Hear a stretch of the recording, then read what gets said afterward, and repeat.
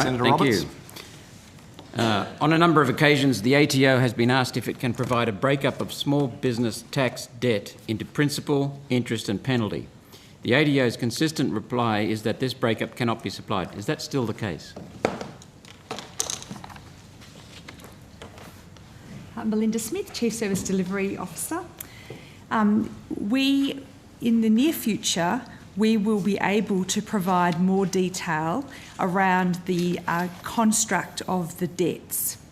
We last year changed our core operating system across to a system called ASFP, and part of the benefit of that was it gives us these flexibilities to be able to report. For our collection activities, that's not information that is as critical to us as other information, so it hasn't been a priority to be able to produce this immediately, but we are working on that, and I have Vivek Chowdhury, who is our Head of Debt, who might be able to give us a little bit more detail. He's just telepresencing in from lockdown.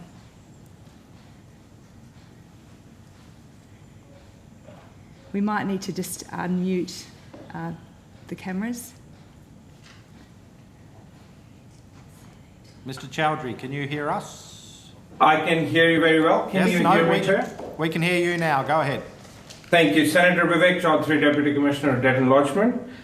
I am able to share with you that for month ending April 2021, the primary tax for all small business tax debt was 81.7%.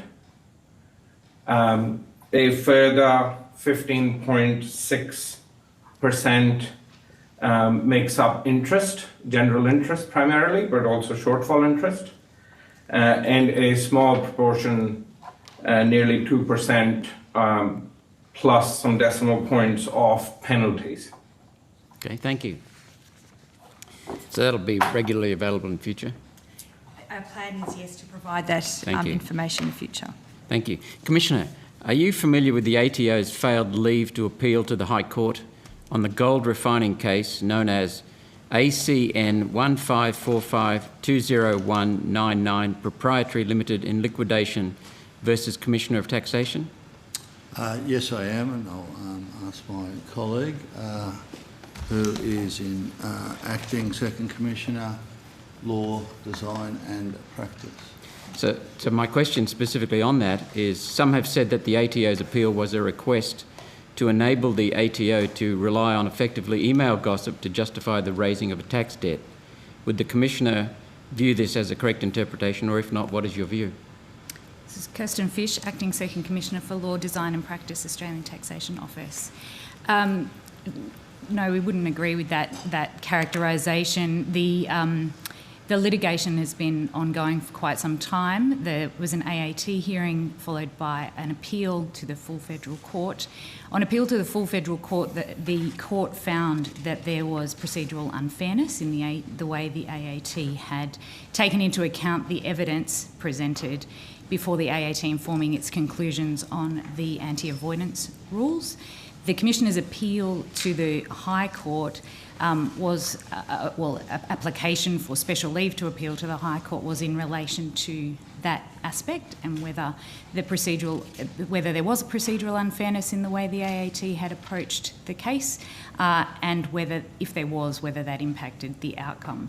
So the Commissioner's application for special leave related to the way that the AAT conducts, takes into account evidence before it and approaches its consideration of the issues. It was a matter of legal principle that we applied for special leave. Now, of course, having special leave refused, the matter will be returned to the AAT to be reheard again by a freshly constituted tribunal to determine whether the anti-avoidance rules apply or not, and that reconstituted AAT will, of course, take into account the evidence put before it then. Okay, thank you. In light of Minister Stuart Roberts' statement on Thursday the 13th of May, 2 days after the budget was delivered, what actions have you taken as the Commissioner or within the ATO to implement this government policy that small business will not be penalised until adjudicated on? So I can't comment on announced but unenacted measures. So the announcement that you're talking about was part of the budget measures to give the AAT powers to effectively grant a stay if the Commissioner is taking debt enforcement action while a matter is before the AAT. I can't comment on the actual measure itself because it's not yet law, but of course in practice we are very conscious of our effect on small businesses and there are very few instances where we take stronger action in terms of garnishees where a matter is in dispute. So taxpayers have a lot of opportunities and it's a part of our legal system that if you disagree with the Commissioner, you have the opportunity to first object and then have your matter heard before the AAT. Where we have a genuine dispute, we, in general, will pause debt collection activity and will only pursue debt collection activity where we see risk of dissipation of assets or there's fraud or evasion in the small market. It makes it difficult when the system allows the assessor to be the reviewer. And as I understand it, that is the case within the ATO. And also, there is enormous power within the ATO, and small businesses have been hurt by this, as I understand it. Well, of course, in Australia we have multiple layers of review, and we've got a very strong independent review of our decisions in the form of the AAT. The AAT is constituted by some federal court judges and other members of the profession. They are appointed by the Governor-General. They are statutory appointments to the AAT. The AAT is completely independent of the Tax Office and provides a review of our decisions and will stand in the shoes of the Commissioner and redetermine the matter. In addition to that completely independent review of our decisions, we have multiple layers of review available within the office. There's a statutory right of review in terms of objection, and we also now have a small business independent review conducted before assessment, which happens both independent review and pre-assessment, and objection post-assessment happen in a completely separate part of the office to where the audits are undertaken. So in my area, in law, design and practice, we conduct that independent review, whereas under Second Commissioner Jeremy Hirshhorn, that's where we conduct the audit activity that creates assessments. Okay. Let's move to something that's out of your control Yeah. to some extent, and that, well, to the ATO. And that's FATCA, the Foreign Account Tax Compliance Act. And I understand it's a difficult issue. You know, I can see the smile on your face. It must be tearing your hair out. FATCA, for those who don't know, is a US law requiring banks around the world to report accounts held by US citizens who are residents in other countries, including dual citizens. Despite FATCA's significant and capricious impacts, and they're truly horrendous on people in this country and around the world, why did Treasury or the ATO decide that individual deposit account holders were not significant stakeholders when preparing the post-implementation review of FATCA? Senator Jeremy Hirshhorn, Secretary Commissioner, Client Engagement Group. Senator, in terms of the post-implementation review, are you referring... Sorry, I'm afraid I'm not aware of the review. Apparently there's a review of FATCA, and you have to make a report on deposit account holders, and you have to send that report to significant stakeholders, but apparently deposit account holders were not considered significant stakeholders. I might pass my Senator, question. I think that that issue probably falls with us, but I'll have to take it on notice. Okay, thank you. And I appreciate the complexity, so it's a difficult, and you're caught in the middle. Senator, I know that you know, and you've just pointed out that, you know, FATCA is a unilateral measure. It is a decision by the US to basically expect information, and to some extent, you know, we try to basically work with other countries in terms of obviously the exchange of information, but we are very conscious of the fact that there are certain entities and certain, you know, that basically at the end of the day, the regulatory and tax framework in one country is different from another, and a lot of this sometimes involves trying to work with the two. But Yeah, let me take the specific question on notice so that we can give you the best answer we Thank can you. provide. It boils down ultimately, can't read your name, Ms. Mackenzie, is it? Marakovich. Marakovich. It boils down ultimately to the US blackmailing. So I'm working within that confine. While account holders are notified by their banks that their data will be sent to the ATO pursuant to the FATCA agreement, neither the bank nor the ATO is required to notify the account holder of the actual data sent to the Internal Revenue Service in America under the FATCA agreement. Would it be possible for the ATO to provide this information automatically through the ATO MyGov portal in the same way that interest and dividend income is reported to recipients?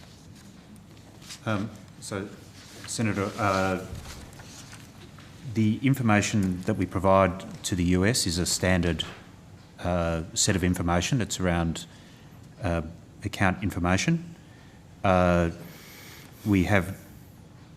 It is often there will be an overlap with the information which we already have in people's pre-fill. So generally it'll be things like bank interest, which we already pre-fill for people.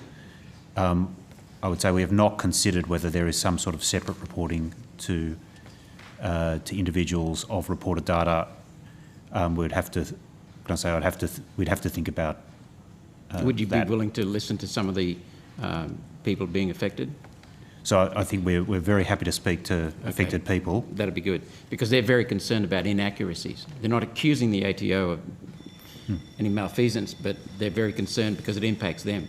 And I know from contacts myself that it entails a hell of a lot of money in accounting fees, legal fees, because the IRS is just unaccountable. It's just law unto itself. And that puts our citizens in the middle of that firing line. And Senator, what I would say is if there is an individual who is worried about the quality of the data that has been provided, in the absence of a system-based solution, which we would have to really take on notice and think seriously about, individuals should not be afraid to contact the office, and we will see what information we can provide them. Okay, thank you. That's very good. Because of the almost unique US, it's almost unique, I think there's one other country with practising citizenship-based taxation. FATCA reporting includes reporting on the Australian income of Australian residents, which is taxable in Australia, and for which the US must grant a foreign income tax offset, foreign tax credit in American terminology. This is not income that is being hidden from the US tax authorities. Has the ATO expressed to their US counterparts their support of a same country exception to FATCA as recommended by the US taxpayer advocate? We'll take that on. Okay. FATCA has some exemptions to reporting that are not included in the similar Common Reporting Standard, CRS. Under FATCA, accounts under $50,000 US dollars and accounts held at local client-based banks are exempt from being reported to the IRS. How is the ATO ensuring that these exemptions are being honoured and that data is not being over-reported to the IRS? Because as I said, slightest mistakes cause Australian citizens, dual citizens, Americans resident in Australia enormous grief with the IRS. And they're innocent. The IRS is not innocent, the Australians are innocent. So, Senator, I'll take details of that on notice, but our reporting is, we are very aware of those rules, or those exemptions from FATCA. I'll take on notice, but I would hope to be able to provide comfort to you, Senator, that we do not report unnecessary accounts. Thank you. Last couple of questions. Yeah, I've got two more. Thanks, Chair. Will a privacy impact assessment be conducted with regard to FATCA reporting? Senator will take that on notice. So I can. Oh, you can?